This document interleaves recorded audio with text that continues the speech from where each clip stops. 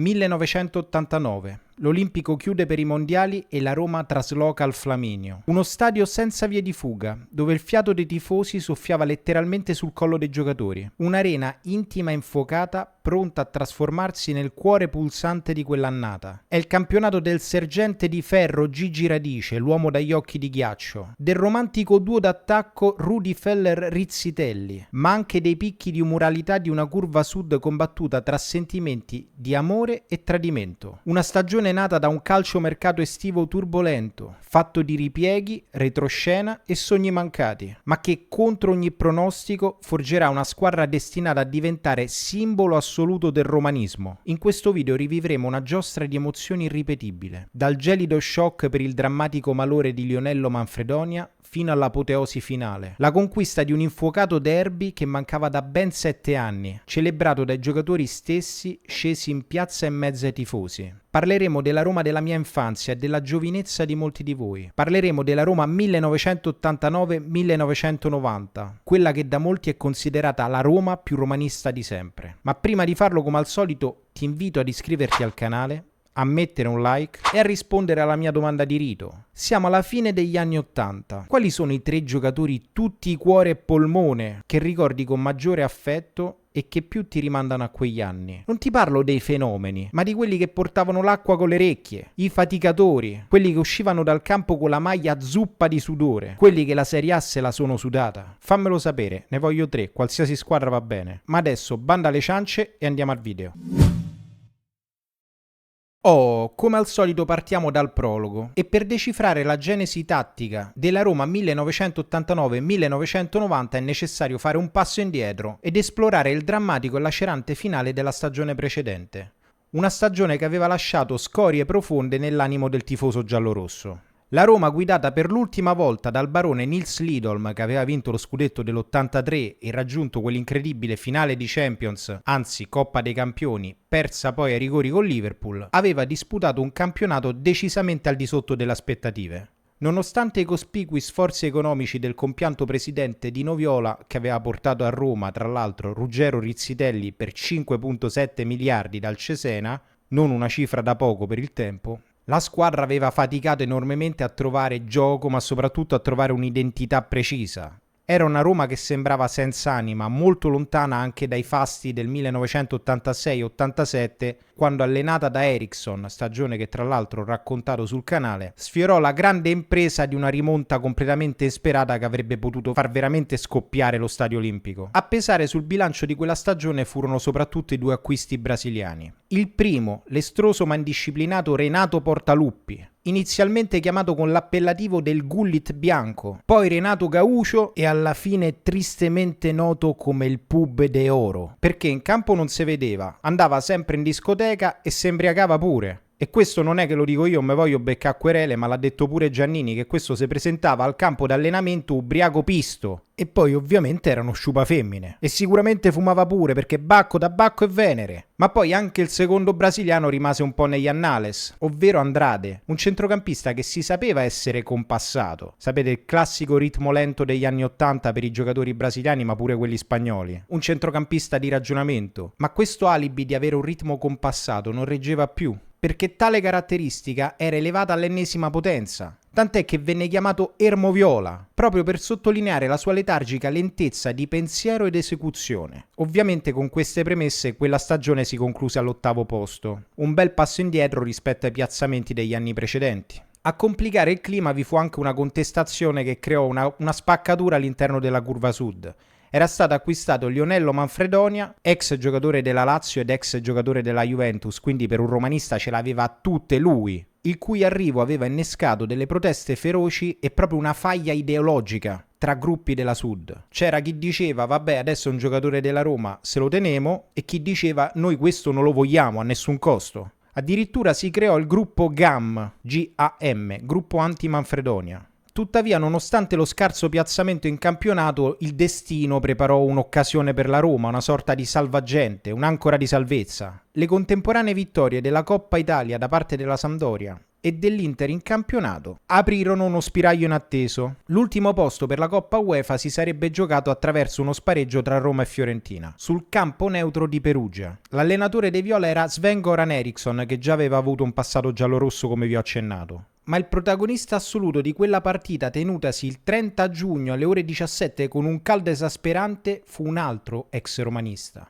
Roberto Pruzzo, già autore di oltre 130 gol con la maglia giallorossa, ben 3 volte capocannoniere con la squadra capitolina, e questo non gli garantì la nazionale perché fece soltanto 5-6 presenze, che era stato accantonato durante quella stagione perché considerato troppo vecchio, e in effetti lo era. Aveva 33-34 anni, era arrivato il poro Pruzzo, e con la maglia dei Viola fece soltanto un gol, uno solo. Proprio quello che decise lo spareggio. In teoria non avrebbe neanche dovuto giocare, la coppia d'attacco sarebbe dovuta essere Roberto Baggio-Stefano Borgonovo, ma quest'ultimo era stato espulso e quindi non disponibile per quell'incontro, e così giocò il bomber di Crocefieschi. E il destino pretese subito il suo tributo di sangue sportivo, tant'è che al 12°, su un cross di Roberto Baggio dalla sinistra, Pruzzo si coordinò magistralmente, staccò in modo perentorio approfittando della marcatura incerta, e con un colpo di testa in tuffo sul lato opposto trafisse il suo ex compagno Franco Tancredi di fronte agli occhi increduli di Collovati, Nela e Tempestilli. Quello fu il classico gol alla Pruzzo, la sublimazione del suo gesto sportivo per antonomasia, e pensate che il poro Pruzzo era talmente arrivato che al termine di quella partita si ritirò dal calcio, divenne accompagnatore ufficiale della Fiorentina fino all'avvento di Cecchi Gori, che decise di licenziarlo, praticamente lo mise da parte. E Pruzzo non è che si trattenne,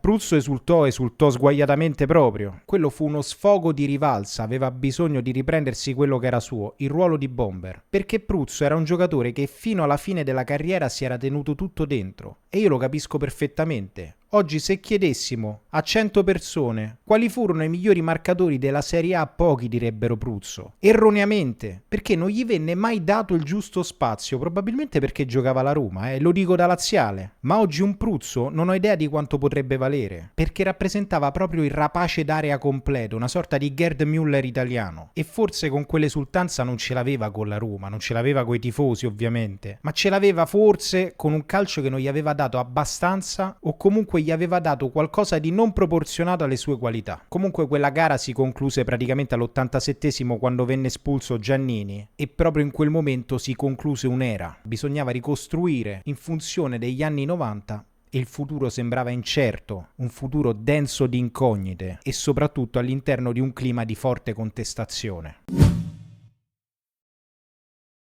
L'estate del 1989 probabilmente fu una delle più delicate di quegli anni, perché il presidente tifoso Dino Viola si trovò costretto a ricostruire, come ho detto, una squadra in grado di approcciarsi agli anni 90 con mentalità vincente. Dino Viola era una figura paterna per tutto l'ambiente giallorosso, diciamo una sorta di padrino della capitale. Padrino in senso buono, ovviamente, e in qualche modo era molto ferito dall'ostilità crescente all'interno della tifoseria giallorossa. Il suo intento primario era quello di quietare gli animi, e il modo migliore per farlo era rendere felici i tifosi, ma era difficile in quel momento renderli felici. Il presidente si era fissato con un'idea: lui voleva Ottavio Bianchi come cavaliere per galoppare il futuro degli anni 90, e questo nonostante non tutti i pareri dei membri dell'organigramma romanista fossero d'accordo con la scelta. Comunque Dino Viola fece di testa sua e fece firmare un precontratto a Ottavio Bianchi per far sì che potesse sedere sulla panchina giallorossa a partire dalla stagione 1990-1991. Il problema è che stavamo nell'89-90. Bianchi era stato congedato dal Napoli in favore di Mister Bigon, ma comunque aveva ancora un contratto che lo legava al Napoli. Non era disponibile e quindi serviva un traghettatore. La scelta cadde su un tecnico di esperienza, Mister Gigi Radice, 53enne brianzolo, famoso soprattutto per una cosa: era stato il generale che aveva guidato il Torino all'indimenticabile scudetto del 1976. Solo che il calcio non ha memoria, e dopo una sconfitta per 2-0 contro il Bologna venne esonerato dai Granata, che tra l'altro lui stava al secondo ciclo coi Granata. Andatevi a vedere, se vi va, il mio video sul Torino che finì in B nei fine anni 80, e là parlo ampiamente di Radice. I tifosi però non presero con entusiasmo la scelta di questo tecnico, perché erano abituati ad un calcio filosofico basato sul possesso palla a ragnatela, la firma di Lidolm, e il palato dei tifosi romanisti era diventato parecchio sofisticato. Tutti sapevano che Gigi Radice giocava con un 4-4-2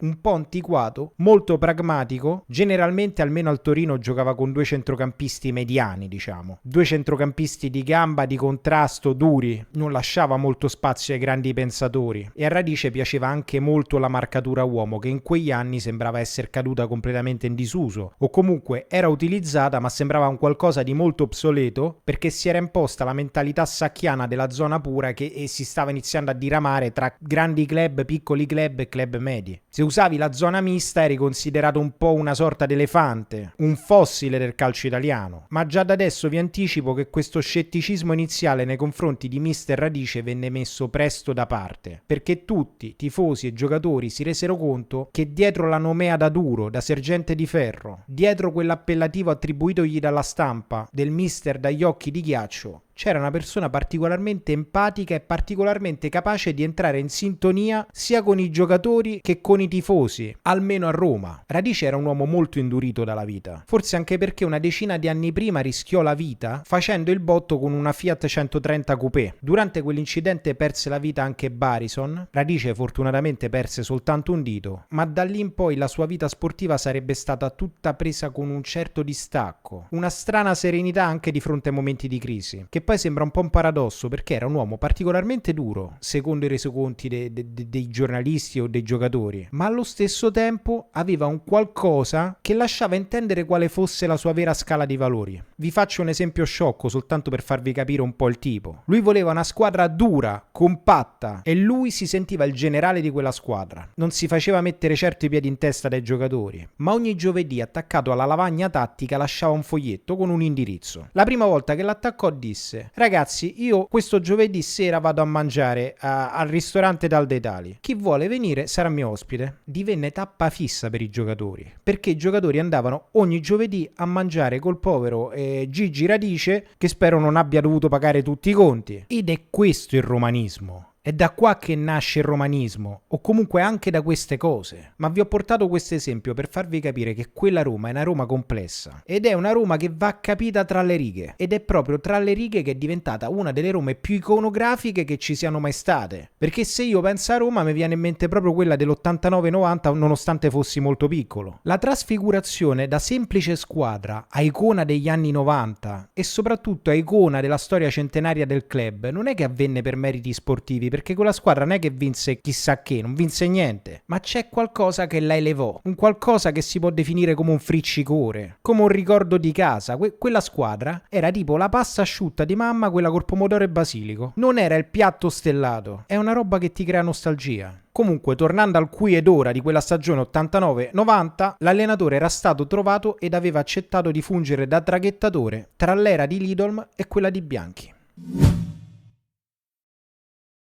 Il calciomercato, vuoi o non vuoi, non fu un calciomercato di grandi nomi, e forse questa volta fu una cosa positiva, perché l'anno precedente grandi nomi portarono grandi disgrazie. Pensate ai due brasiliani, che infatti durante la sessione estiva vennero ceduti. Portaluppi se ne andò con tutta la sua pletora di fan, rigorosamente femminili, e soprattutto portandosi via tutta una serie di tensioni che si erano create in particolare con Giannini. Tornatosene in Brasile dirà che Giannini l'aveva messo contro lo spogliatoio, contro l'allenatore, che il principe di Roma voleva essere lui e che quindi questo fece sì che il Pub de Oro non ebbe modo di imporsi all'interno della compagine giallorossa. Si sentiva ostracizzato. Giannini rispose a distanza di tempo e sapete che disse? Iscriviti al canale. No, sto scherzando, però iscriviti al canale. Disse: io per rispetto non voglio dire qualcosa di brutto su Portaluppi, perché poi alla fine il campo parla da sé. Però, come vi ho già accennato, aggiunse anche: io in tanti anni di Roma non ho mai visto un giocatore arrivare ubriaco agli allenamenti. Mai.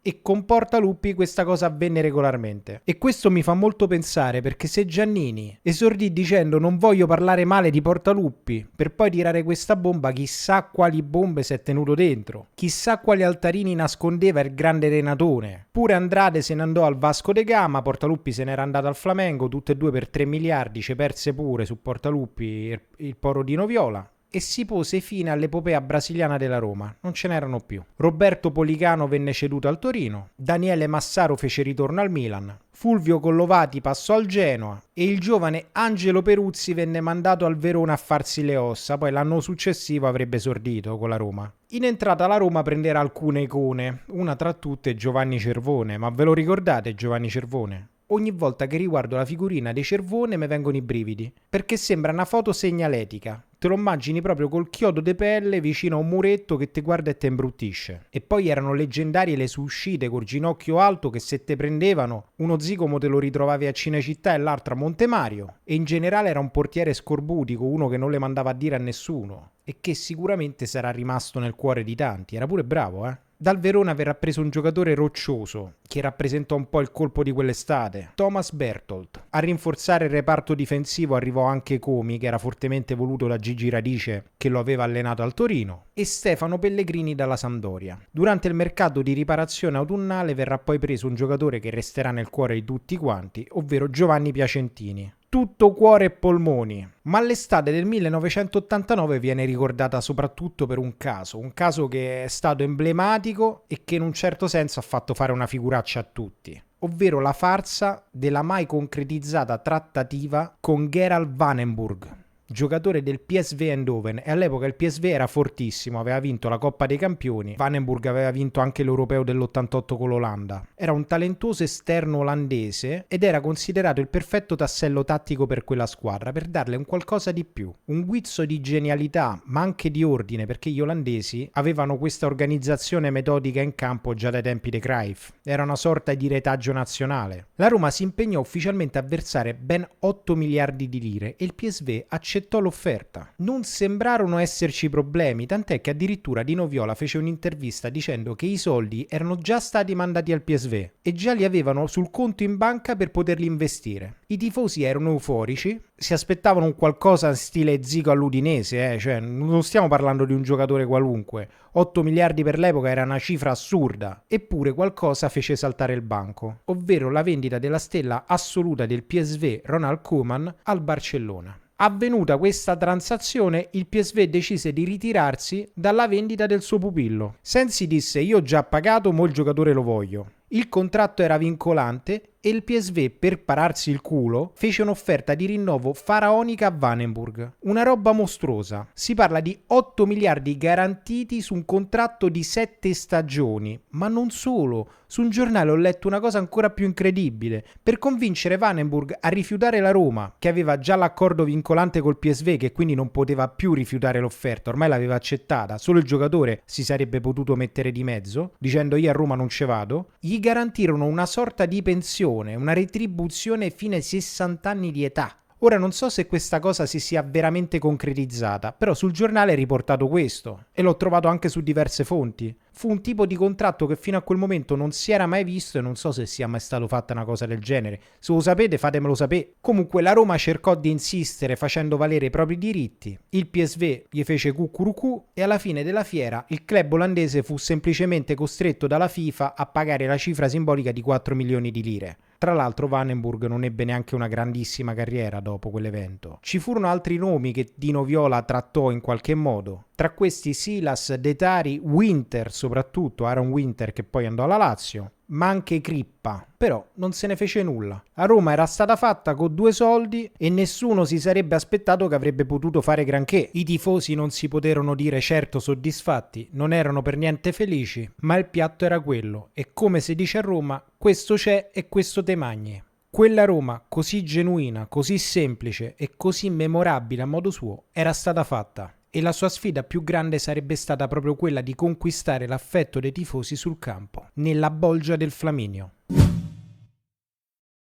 Alla vigilia della stagione 1989-1990 la città di Roma si preparava a vivere quella che sarebbe stata una stagione molto anomala, che sin dalle premesse era chiaro che sarebbe stata destinata a rimanere scolpita in modo indelebile nella memoria collettiva sportiva della città. Il mondiale del 1990, quello delle notti magiche, era alle porte e il fulcro del calcio romano, lo Stadio Olimpico, era stato chiuso e sottoposto ad un drastico rinnovamento, un massiccio intervento di ristrutturazione per poter poi ospitare le partite che contavano. Questo evento costrinse la Roma e anche la Lazio a traslocare momentaneamente allo Stadio Flaminio E per chi non lo sapesse, lo Stadio Flaminio è uno stadio incastonato nel quartiere Parioli di Roma, originariamente progettato per ospitare i Giochi Olimpici del 1960 dall'architetto Nervi. La drastica riduzione della capienza, che prima era tipo 70.000, che passò a 20.000 tifosi, trasformò l'ambiente calcistico romano in una sorta di catino ribollente, un qualcosa in grado di modificare l'ecosistema del tifo e allo stesso tempo anche le dinamiche psicologiche dei giocatori in campo. La squadra che si accingeva a calcare quel fazzoletto d'erba era più o meno così disposta in campo, almeno sulla carta, Poi ognuno si ricorda quello che gli pare.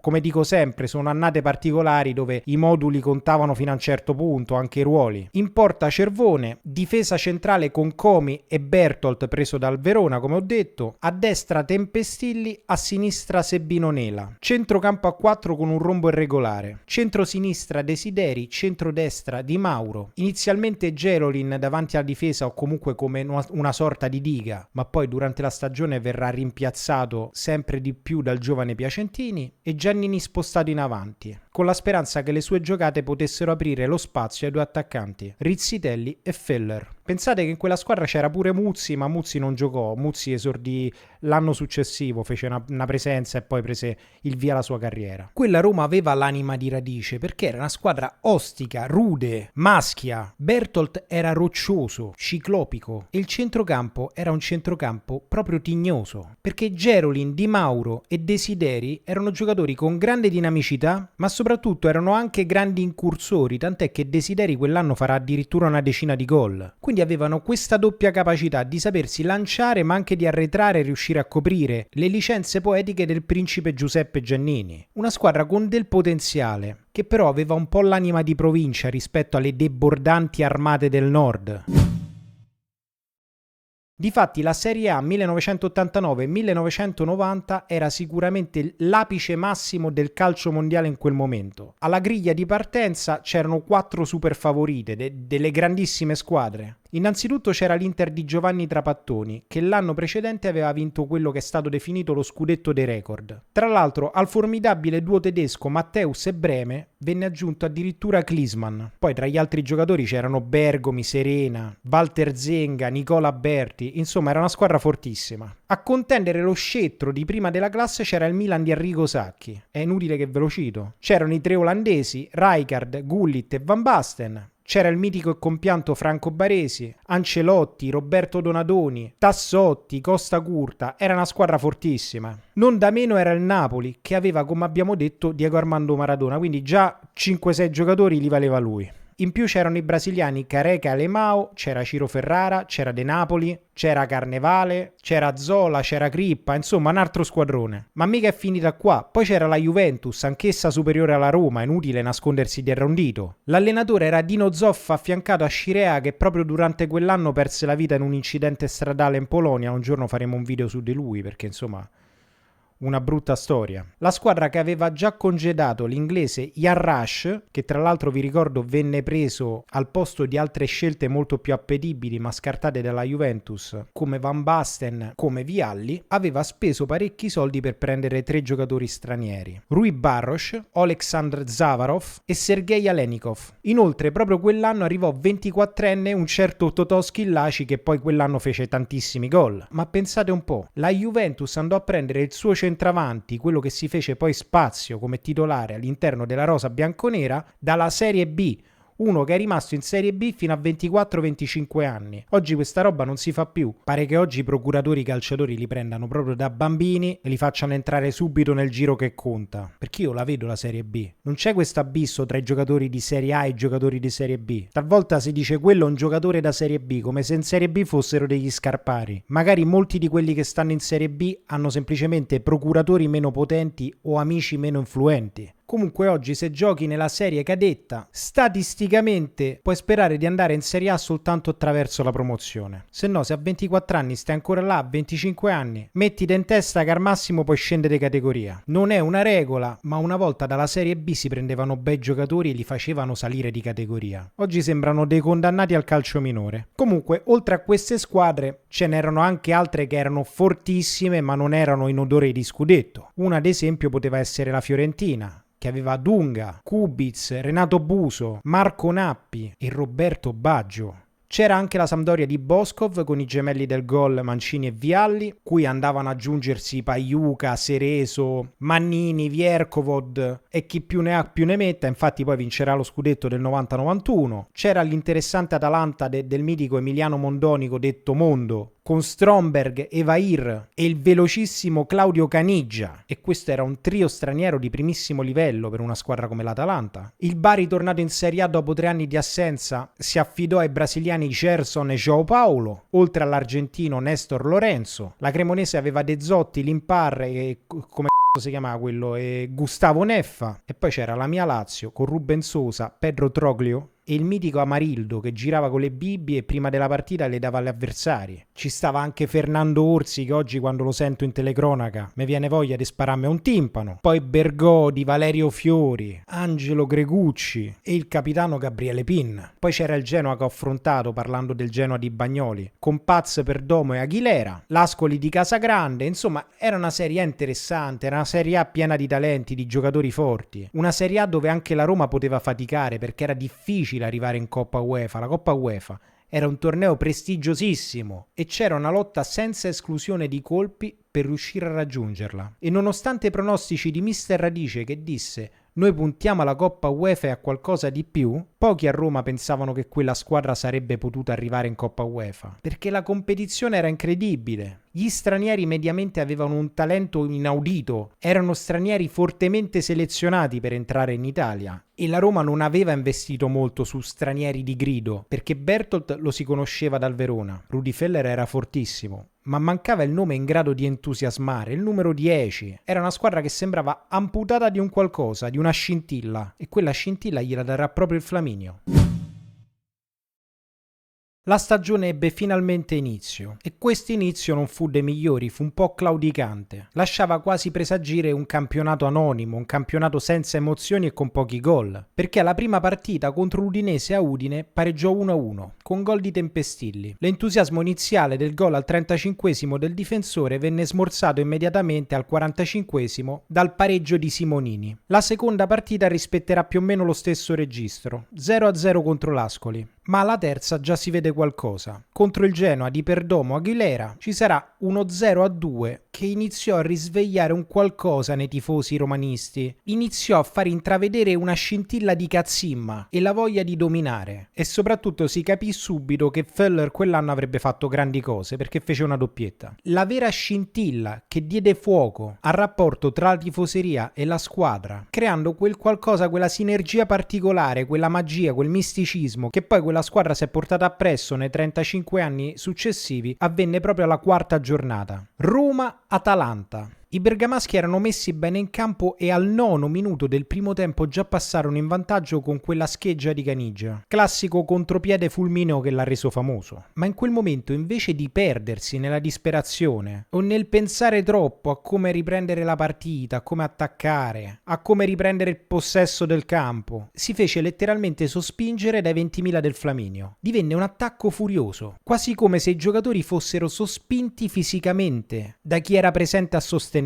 Prima pareggia con Desideri al 14esimo, poi c'è il sorpasso di Gerolin al 17esimo e al 28esimo addirittura il 3-1 del difensore Berthold. Si vedeva una squadra che giocava il calcio maschio e muscolare di Radice, ma soprattutto che verticalizzava freneticamente, che aggrediva il portatore di palla in ogni zona del campo e che non era mai paga, perché poi al 52esimo segnò Feller il 4-1. Insomma, era chiaro che con la Roma non si potesse scherzare e infatti poi, da quel momento in poi, ebbe un flusso di partite positive abbastanza rilevante. Successi contro squadre storicamente ostiche come Bari o Cesena proiettarono la formazione romanista verso la vetta della classifica. E per alcune settimane la piazza si illuse addirittura di poter puntare allo scudetto o comunque poter contendere lo scudetto a una delle grandi compagini, ma non c'era storia a dirla tutta. Ma lo spirito di quella Roma del 1986-87 che aveva fatto quella remontata incredibile, sulla quale ho fatto il video, era ancora vivido nei ricordi di alcuni spettatori. Quindi era comprensibile che facilmente si potesse innescare una certa forma di esaltazione comunitaria, ma era chiaro che sarebbe durata poco, perché la Roma non aveva le risorse e non aveva la panchina, non all'altezza delle altre. Difatti già in ottobre ci fu una specie di scontro diretto con l'Inter e la Roma venne annientata a San Siro per 3-0 con doppietta di Matteus e gol di Breme. Ma subito dopo riuscì a pareggiare con il Napoli del giocatore più forte del pianeta, quello di Maradona, 1-1 con gol di Comi e rigore appunto del Pibe de Oro. Poi un susseguirsi di partite positive contro squadre appena più forti o di livello inferiore, ma dinanzi agli scontri diretti con le vere armate del campionato la Roma si dovette piegare più e più volte. 4-2 con la Sampdoria, 1-0 con il Milan, ma anche la vittoria con la Juventus. Insomma, la squadra era realisticamente lanciata per riuscire a dominare la corsa alla Coppa UEFA ed entrarci senza fare troppa fatica.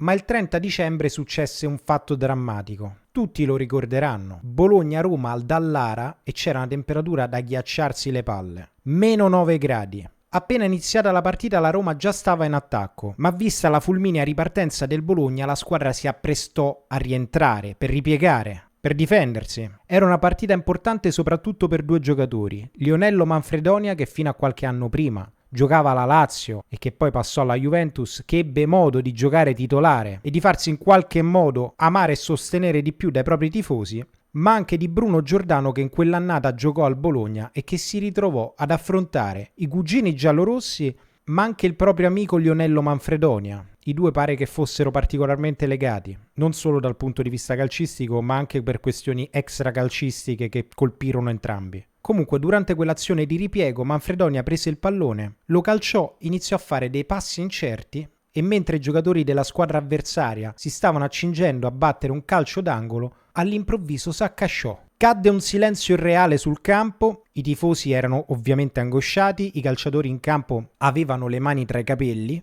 e prontamente schizzò dalla panchina il dottor Alicicco per cercare di sedare la situazione, per cercare di riprendere per i capelli il povero Lionello Manfredonia che in quel momento si pensava potesse aver avuto un infarto. Da quanto leggo utilizzò le forbici di Emark per tenere la bocca aperta al calciatore e allo stesso tempo tirar fuori la lingua per far sì che non si strozzasse, perché pare che quella sia una delle cause di soffocamento più comuni in situazioni del genere. Poi gli praticò la respirazione bocca a bocca, il massaggio cardiaco e di corsa Manfredonia venne portato con l'ambulanza all'ospedale di Bologna. Durante il tragitto pare che ebbe altri malori improvvisi, venne utilizzato il defibrillatore perché il cuore si era fermato, ma fortunatamente venne rianimato proprio dall'intervento dei medici sull'ambulanza. Il giocatore da lì in poi venne messo in coma farmacologico e si risvegliò la mattina di Capodanno, il 1 gennaio del 1990. E il primo volto che vide appena sveglio fu quello dell'amico Fulvio Collovati, ex della Roma che era stato venduto proprio quell'estate. Le indagini cliniche successive non chiarirono esattamente che cosa ebbe Manfredonia. In seguito si scoprì che infatti, come vi ho detto, in campo non ebbe un infarto. Con la coronografia già era possibile capire se il cuore aveva subito delle lesioni. Adesso, da quanto ho capito, la giustificazione che danno a quell'evento così misterioso e così sospetto, visti anche gli anni che furono, perché insomma il calcio d'élite è quello che è inutile approfondire, e tra le cause che furono addotte ce ne stanno due che avremmo potuto passare tutti: il grande freddo per aver giocato in quelle condizioni, anche se solo 6 minuti, e lo stress per la morte del padre.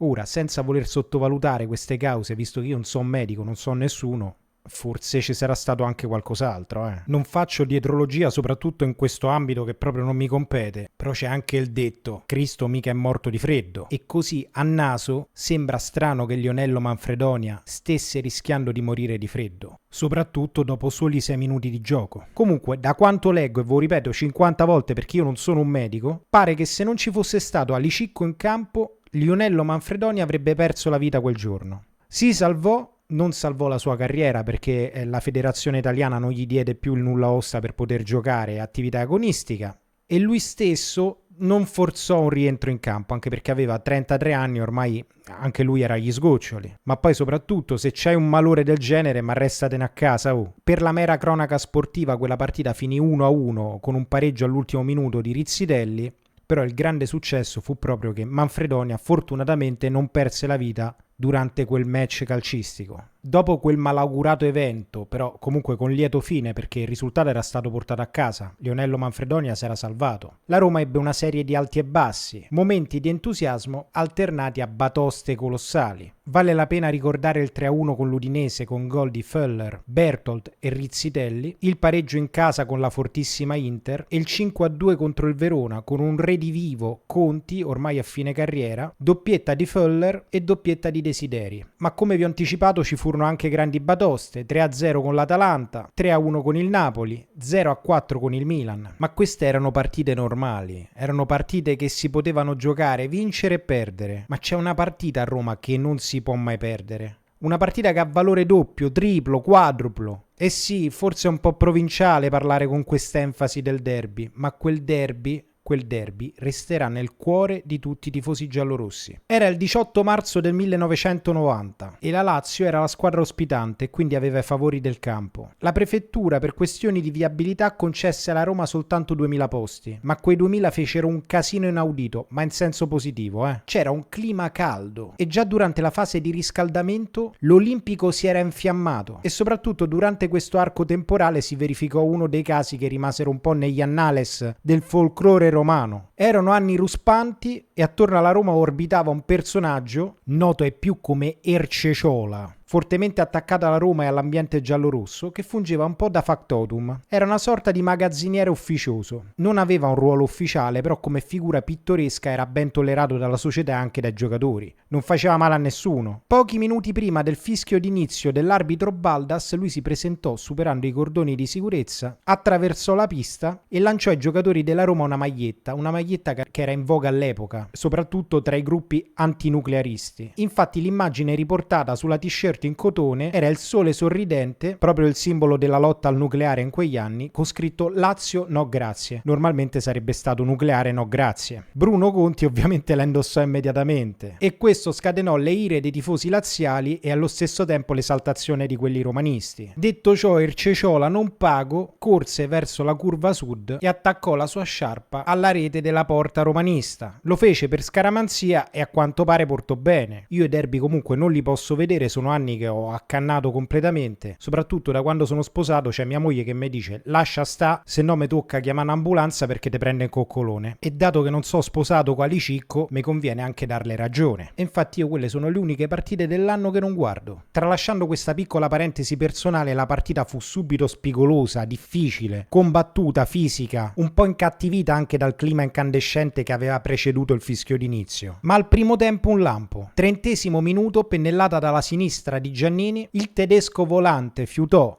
l'indecisione della difesa biancoceleste, si incuneò tra le fitte maglie dei difensori laziali e con un imperioso colpo di testa siglò l'1-0. La Lazio perse la testa, attaccò furiosamente fino alla fine della partita, ma nulla poté di fronte al muro di Nela e Bertolt che durante quella partita bloccarono tutto.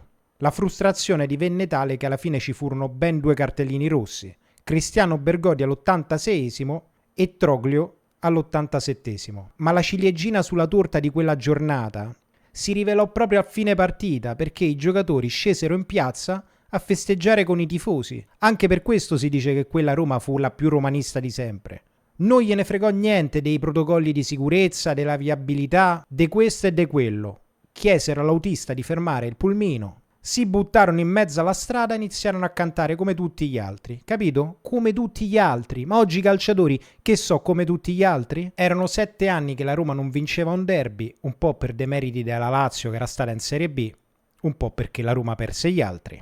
E ormai con quella vittoria il piazzamento UEFA era raggiunto. Il campionato non aveva più nulla da dire e all'ultima partita, quella contro il Bologna, Roma-Bologna 2-2, ci fu una vera e propria standing ovation. Un commovente saluto al portiere Franco Tancredi, ma soprattutto a Gigi Radice, che aveva svolto il suo lavoro da traghettatore superando tutti gli scetticismi iniziali. E i tifosi inizialmente critici si congedarono da lui concedendogli il massimo degli onori. E lo stesso Dino Viola in seguito si rese conto di aver fatto un errore, lasciando andare Gigi Radice, al punto che pare che nei salotti romani si giustificò dicendo che il contratto con Ottavio Bianchi era vincolante.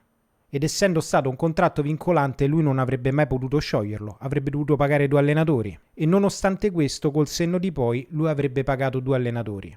E l'annata finì così. una qualificazione in Coppa UEFA certa e dominante, Rudi Völler autore di ben 14 reti e purtroppo ci fu l'uscita contro la Juventus in Coppa Italia. Questa non ve l'ho raccontata, ve la farò molto breve. La Roma era riuscita ad arrivare addirittura in semifinale. All'andata la Juventus vinse 2-0, al ritorno nel fortino del Flaminio la Roma andò in vantaggio per 2-0, ma poi la Juventus recuperò 2-2 con gol di Alessio e Schillaci e alla fine la Roma vinse una partita che non serviva a niente perché l'andata finì 2-0 col gol di Tempestilli al 73esimo, però il cuore ce l'avevano messo. L'episodio di oggi si può dire definitivamente concluso, ma prima di salutarvi voglio ringraziare l'amico del canale Massimo Ersilla perché mi ha dato lo spunto per fare questo video ed ha contribuito ad arricchire la narrazione con i suoi ricordi. Quindi, grande Massimo, grazie ancora e ora, visto che si è fatta una certa, vi ringrazio e saluto. Alla prossima!